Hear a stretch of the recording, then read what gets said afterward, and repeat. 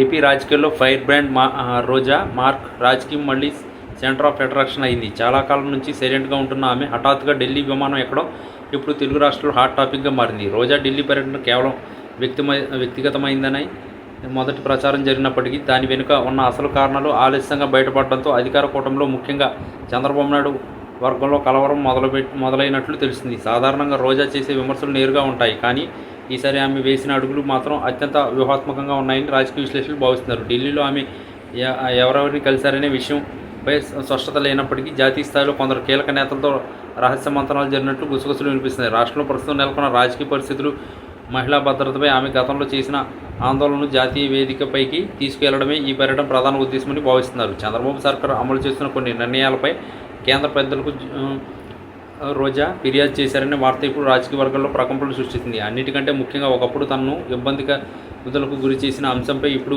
ఆమె ఢిల్లీ వేదికగా ఎదురుదాడికి సిద్ధమైనట్లు సంకేతాలు అందుతున్నాయి. చంద్రబాబు ఢిల్లీ పర్యటనలో ఉన్న సమయంలోనే రోజా కూడా అక్కడ యాక్టివ్గా ఉండడం యాదృచ్ఛికం కాదని, ఇది ఒక పక్కా ప్లాన్ అని నెటిజన్లు చర్చించుకుంటున్నారు. రాష్ట్రంలో వైఎస్ఆర్సీపీని రాజకీయంగా ఇబ్బంది పెట్టాలని చూస్తున్న కూటమికి రోజా తన ఢిల్లీ పర్యటన ద్వారా గట్టి కౌంటర్ ఇచ్చేందుకు రంగం సిద్ధం చేస్తున్నట్లు కనిపిస్తుంది. ముఖ్యంగా రాష్ట్రంలో జరుగుతున్న కొన్ని కీలక పరిణామాలపై కేంద్ర పర్యవేక్షక సంస్థ దృష్టి తీసుకెళ్లడానికి ఆమె ప్రయత్నిస్తున్నట్లు సమాచారం. ఈ మొత్తం ఎపిసోడ్లో చంద్రబాబుకి షాక్ ఇచ్చే విషయం ఏమిటంటే రోజా వెంట కొందరు జాతీయ స్థాయి నిపుణులు కూడా ఉన్నారంట.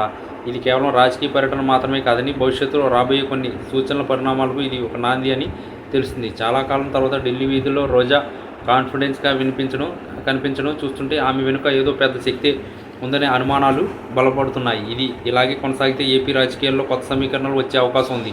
రోజా తన ఢిల్లీ పర్యటన ముగించుకుని అమరావతికి తిరిగి వచ్చిన తర్వాత చేసే ప్రకటనలు రాష్ట్ర రాజకీయాలకు ఏ మలుపు తిప్పుతాయో చూడాలి.